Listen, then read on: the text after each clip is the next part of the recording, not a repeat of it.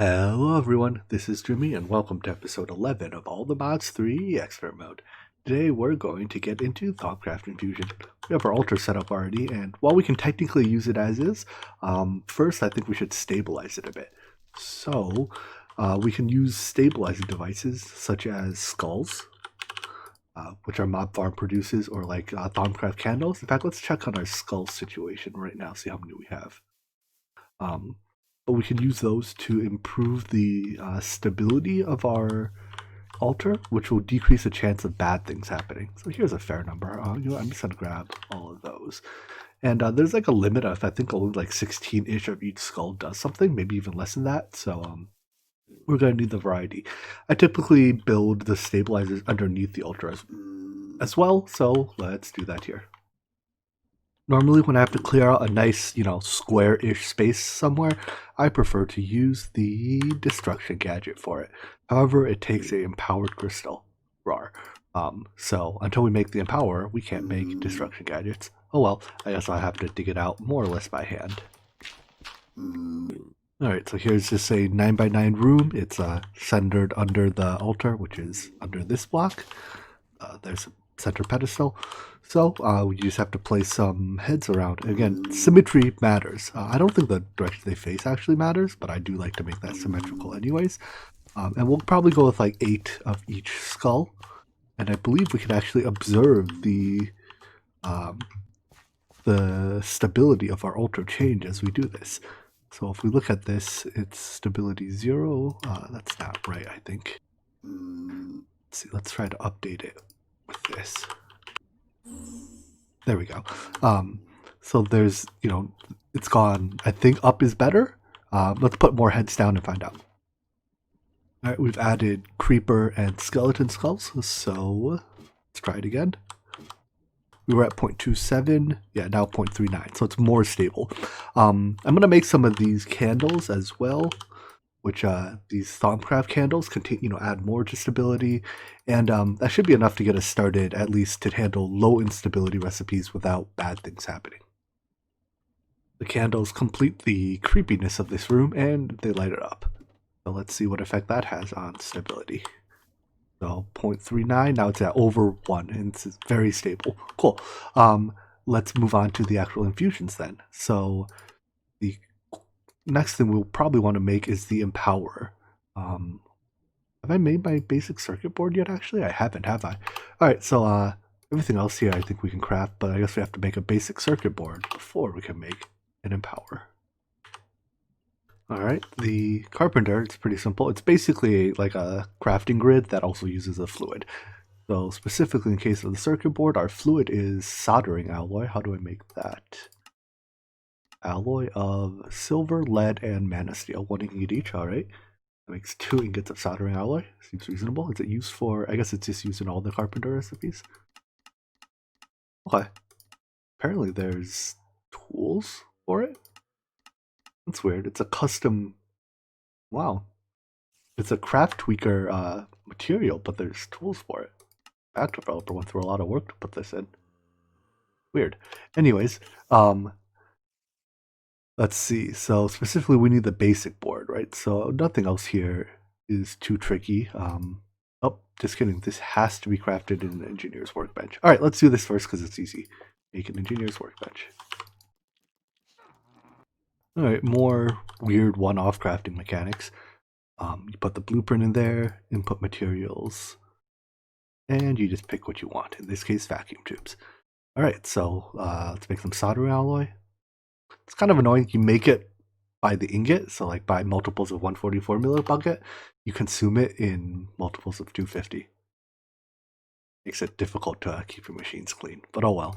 I'll just go ahead and make a large batch of it probably. Man, our smelter is now a mess from having made primal mana in it. There's like a little bit of everything left over. I hate smelters like this. At some point, maybe I'll just store the primal mana into like a tank of some sort and void everything else in here. Messy smelteries, will eventually accidentally cause alloys and drive you up a wall.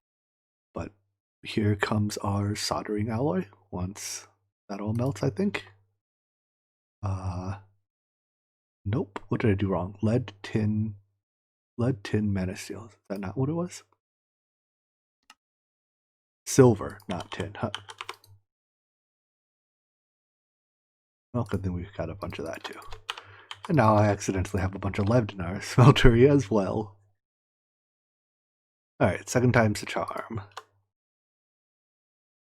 There we go. That's making soldering alloy now.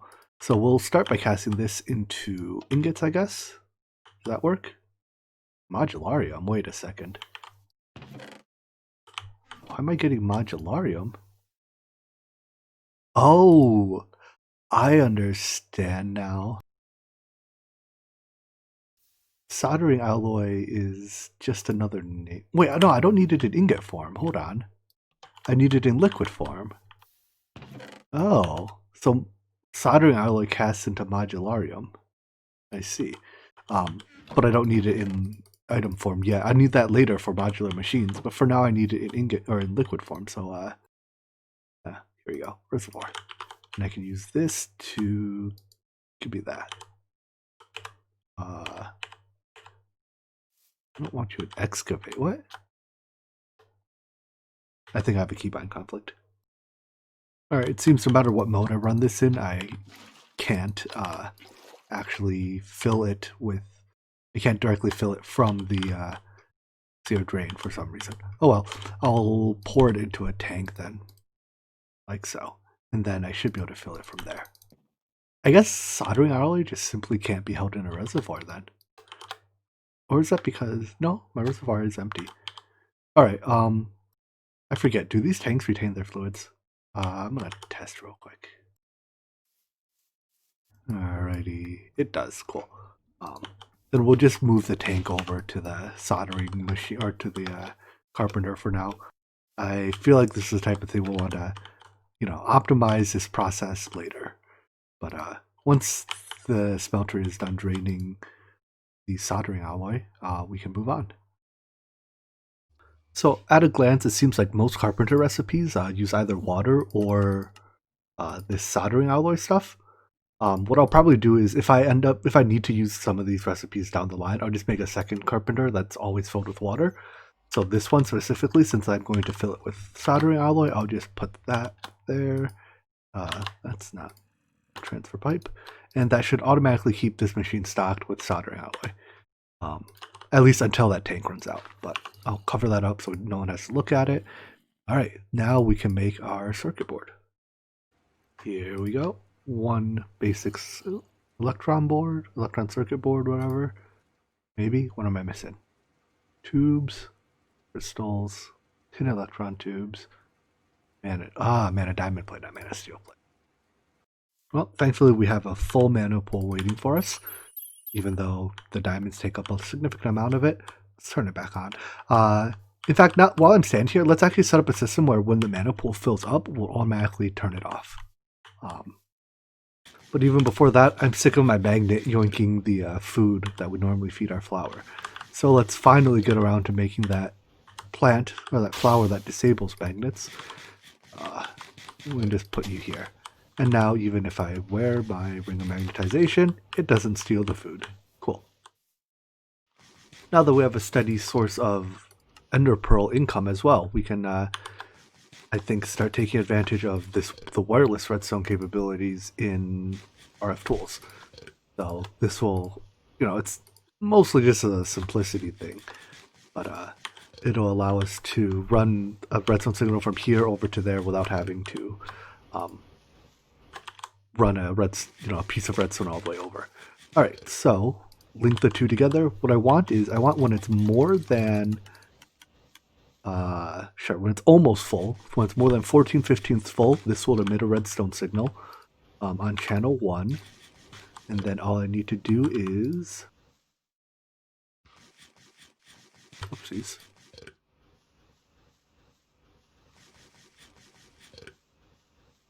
Use that redstone signal to transfer onto this piece of redstone, and that'll turn off the timer, which will cause the food to stop being fed. This way now I don't have to manually turn off the lever when the mana pool gets full, and I don't have to worry about, if I use mana, it'll turn back on automatically. So back to this. Let's, whoopsies, I haven't turned my diamonds into plates yet. Thankfully, that's a very fast operation. Give me 10 of them. There we go. All right, I think I only need one of these circuit boards. So you see, it takes a little while to craft, but it's not that bad, right? Like 20, 30 seconds. It doesn't really get used for anything other than display stand and I guess habitat former. This is bee related, I suspect. Maybe we'll deal with bees later. But for now, give me my circuit board, please. Nice. Now we should be good to do the infusion. Now we have all the items for the infusion, but we're not quite ready to start it yet. First of all, we have to place the items on the pedestals. You want to do so such that they maintain symmetry along the X and Y axes, so rotational symmetry is not important. That's that. Secondly, we have to gather, let's see, Praecantatio and Vitreous Essentia. So do I have any of that laying around? Doesn't look like it. All right, let me smelt some down then. For Praecantatio, I'm melting down mana steel, and for Vitreous, I'm doing glass. And the glass is a pure source, which is super convenient.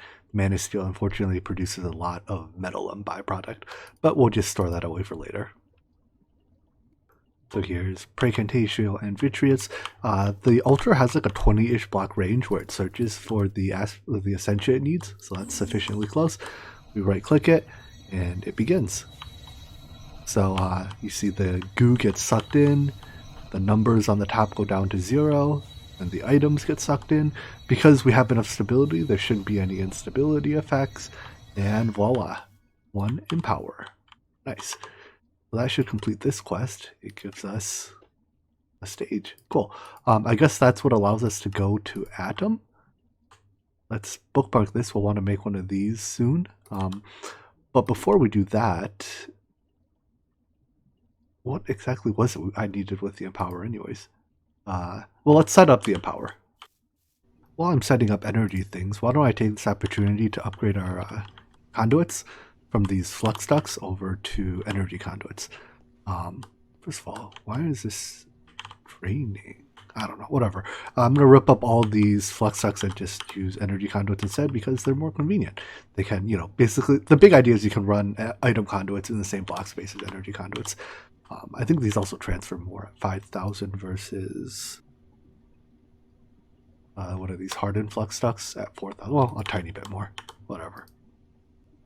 Here's our ugly Empower all set up. I probably could have and should have run the energy conduits underground, but I already set it up and I'm too lazy to change it now. Anyways, let's start by making this scarab. So, I guess before we do that, we have to empower emeralds. So generally speaking, the recipe for empowering a single piece is the same as the recipe for empowering the block form. That appears to still hold true here. It uses, it takes more time, but it uses the same inputs. So let's may as well do a block at a time because then you save on resources, and the other empowered pieces you can use for something else down the line, like mechanical users or all this other stuff.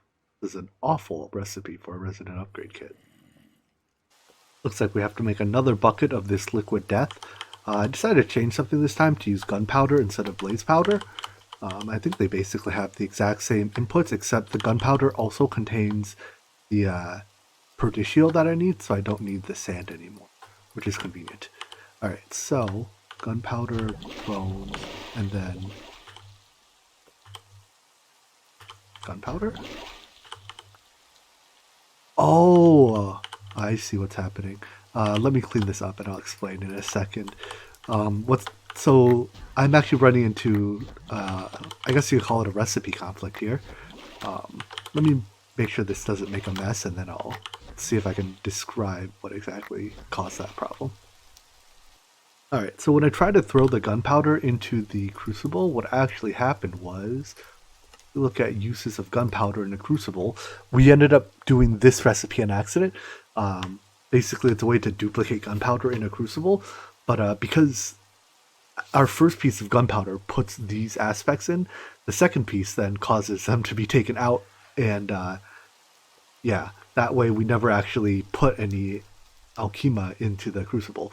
So we didn't make our liquid death that way. So I guess instead of gunpowder, I'll have to go back to blaze rods. All right, let's try that again. Silly mistake. But this should work now. And then there we go. And then I'll do this until I stop getting lava out. And the rest I'll clean up with quartz shards. And if you thought that process looked messy, it's probably because it was. We've put more flux into the chunk. Over time, it disperses into nearby chunks, so it's not at threatening levels yet, which is good. And that last leftover bit, let's void that as well. All right, now we should be good to go empower that emerald. I've always liked the theme of these empower recipes. Like, the emerald empower is a bunch of green colored items. And like the empowered Restonia is a bunch of red colored items. I don't know, it's cute, I guess would be my word. Anyways, looks like it's taking a little bit of time. And a fair bit of energy too, actually. Well, nothing to do but to wait for it to finish, I guess. Yeah, our battery is drained and all our generators are running. So I don't know how long this will take. Here we go. 24 million RF. Based on that and the fact that we produce how much? I expect this will take like 5 to 10 minutes. We produce 80 times 7, is it? So, well then, by my back of the napkin calculations, this will take a little bit over half an hour. So, why don't I add a few more oil generators? Technically, we can't run like all that many more oil generators at 100% uptime, but they'll be able to service spike demand like this, because I don't really want to wait half an hour doing nothing. There's really not much more I can do while I wait for the empower. Really just the next step. I upgraded to 10 oil generators, but even then it'll still be like 25 minutes. So I stopped doing that because the oil generators are actually pretty expensive. They take a fair bit of like copper, iron. Well, I guess it's not a lot. Whatever. I ran out of glowstone, and I don't want to go to the nether right now. So let's do something else, namely jetpacks. So the next step seems like we'll be visiting another dimension. I have no clue what this Atum dimension is like, but jetpacks help everywhere. Took a look at this recipe. I see no reason we wouldn't be able to make the thermal expansion tier of jetpacks. Perhaps even all the way. Let's see. Yeah, perhaps even all the way up to ardent or reinforced tier. I don't think we can make Endarium yet, unless we can make it. Oh no, I guess we could even make it in a induction smelter if we really needed to. But anyways, my point is, let's see about making at least like a hardened tier, maybe a reinforced tier jetpack. All right, the leadstone tier was very easy. This jetpack kind of sucks. So moving on. And the hardened jetpack. These are actually only take me like 1 minute each to craft. So let's just keep going. In fact, this is going so well, I'm gonna get cocky and craft on camera. Yep, I got cocky. Now I'm out of redstone. All right, well now I have to go mining. No way to get around a lack of redstone. All right, dug up a couple stacks of redstone. As we get close to the next age, I'm hoping that we can get some type of automated digging, like quarry type stuff, so I don't have to go mining anymore. So I don't really want to do a big mining trip right now. Anyways, let's see about continuing that jetpack. So I started using it while mining. It's very convenient, even just at tier 2. But we need capacitors.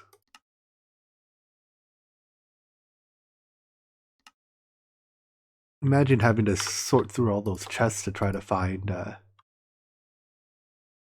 anything you're looking for. That would be awful, wouldn't it? Anyways, I have to make some electrum.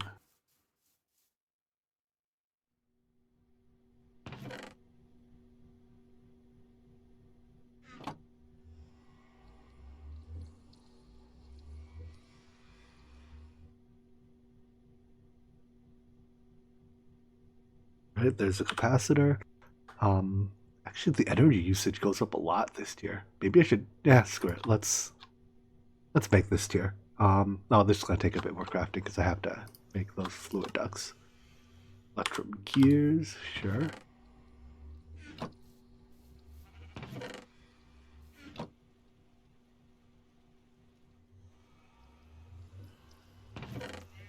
This is gonna take a bit. I'll just do the rest off camera, whatever. Oh, just kidding. Looks like I actually am stuck. The redstone energy flux ducts need exactly hardened steel glass, not any type of hardened glass. So until we can make steel, which probably has to be made in a alloy smelter. Feeling it. I feel like I've looked this up before. I don't know. But we definitely can't do it now. So yeah, I think it's either an alloy smelter or maybe even something before then or after that. Does this take copper, steel? Nope, never mind. All right, then we'll stick with the hardened tier jetpack. The fact that it consumes less RF might even be an upside. I'll go ahead and charge this capacitor though. Hello, game? Can you give me my capacitor? I guess not. All right, I have to find what chest is in and take it out manually. I wonder, will the search feature work? It does. Nice. All right, capacitor. So I'll go ahead and charge this. It holds a lot of energy for now, 9 million. Right, it's, remember, it's taking us like 18 million, or 18 million, 27 million, I don't know, 24 million, many millions to build, or to empower that block. So I'll just queue this up. We'll very slowly charge it because this thing only charges at 55 RF a tick. We'll very slowly charge a capacitor, but this should be getting close to done now. Between the time it took for me to craft and mine, soon TM. While we wait, I also made the armor plating for our jetpack. We can upgrade it as we upgrade our jetpack. It gives it actually 6 armor. That's not half bad. So I don't think it's quite as good as diamond, but what we took off was 2 and 8, and this is just 6. Yeah, it's not as good as diamond, but hey, it beats having no armor in the slot at all. It feels like it's been forever. It's been maybe another 5 minutes, and this is still going. So it's pretty clear to me we're going to have to upgrade our power sooner rather than later. Taking a look at our options, they're actually not all that great. So none of the extra utilities 2 generators have recipes. Those are all out. The Ender IO ones are a little out of reach. A lot out of reach. So let's see what else there is. I'm thinking the biofuel is, let's see, biofuel generator. So can we make this? Machine case. Now that we have it in power, we can. Only takes 50,000 RF. That's good. And plastic, assuming it doesn't need anything too crazy. Latex processing unit. Yep. Followed by, this can just be cooked in a furnace. Okay. Yeah. I think we can, maybe let's think about tackling biofuel power. So to generate biofuel, we first have to make the, let's see, the biofuel. Well, so that's what makes power from biofuel. We need the producer. Bioreactor. It can turn stuff like seeds. I think it can take, yeah, it can basically take any product. Now the way it works is that it has up to 9 inputs. For each unique item in its input slots, it'll produce, it'll be more efficient. So if we give it, 9 different items, it'll produce at 160 millibuckets of biofuel per item. Whereas if we only give it a single item type, it only produces 80. So there's a trade-off there, right? Complexity versus simply, like, the simpler one is less efficient, yada, yada, yada. I'm taking a look at this list, trying to find something that can be very easily grown. All right, I suspect something like carrots or potatoes are probably just the simplest. They produce, we'll just go with a single plant, I guess. So for this, I'll have to, let's start by, the process I'll take the longest is leveling up our seeds. Because our wheat that we started like forever ago is still not done. It's still like only halfway through this. So step 1, I guess, let's add sprinklers to this this thing here so it doesn't take it's been like 2 days, and it's only reached the end of the line, so it's gonna take it another 2 days. Let's add some sprinklers. All right, let's see what effect sprinklers has. I think there's 48. No, there's 24 per row times 4 or times 3 rows. What is that? 72 sprinklers total. They should at least make the crop grow faster. It definitely grows faster. The actual spreading into double sticks is a reasonably low chance thing though, so it'll probably still take it a little while.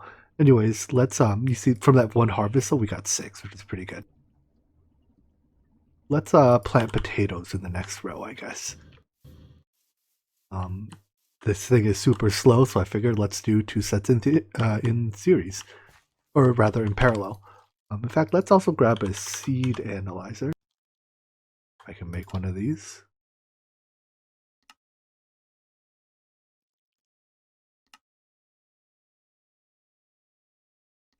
There we go. No, more sticks. Come on.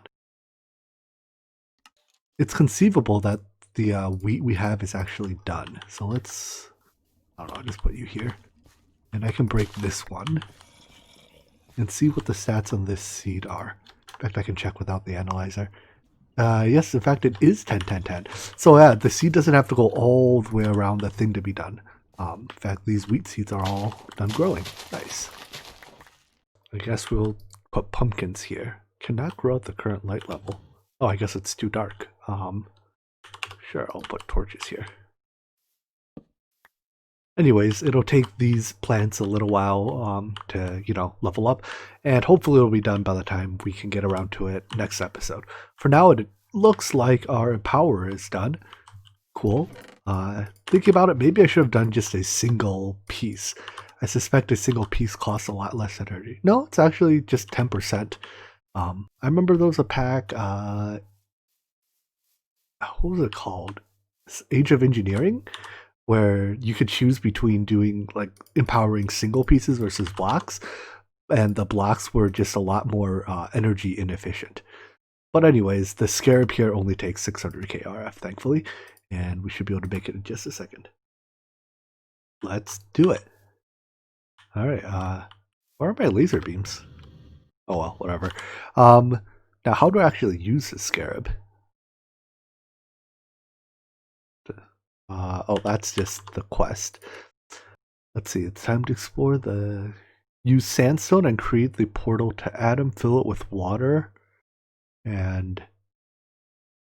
I'm gonna have to look this up. It might be the shape of the Twilight Forest portal, I guess.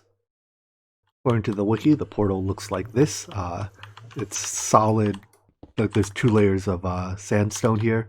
So it's like a big Twilight Forest portal, I guess. Anyways, we have to fill it with water, and I think our scarab is probably at least almost done. Yeah, it looks like it's done. Nice, and that should also complete the quest, I take it? Huzzah! Give me that coin, and buy that with our other coin to buy compact machines. Nice. Submit. Cool, so now we can build the compact machine stuff.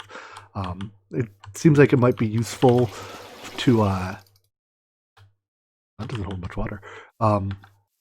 It might be useful to do like our Thaumcraft alchemy stuff in there, because if we make a mess in the Thaumcraft, or in the compact machines dimension, well, who cares? Alright, so if all's well, that should do it. Haha! Let's, now we're ready as ever, right? Let's head in and see what it looks like.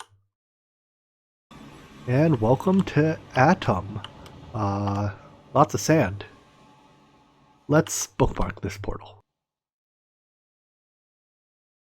And it seems we have people coming for us. Anyways, with this, that should be the beginning of Age 3. So we are now in Tier 3. Nice. Ow, ow, ow. Could you not? Ow, ow, ow, ow, ow. Wow, that really hurt. I'm leaving. Well, that took me down to a half a heart. It was poisoned, so it wasn't, it couldn't actually kill me, but that was a all-around unpleasant experience. I might need some better armor, or I guess I don't really need my slime boots. I can enchant my diamonds, whatever. Anyways, I think all that will be stuff for next episode.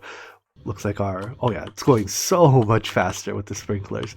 Right, this was like days of progress before we added sprinklers. Cool. In any event, I do hope you enjoyed this episode, and I hope to see you in the next one. Take care. Bye-bye.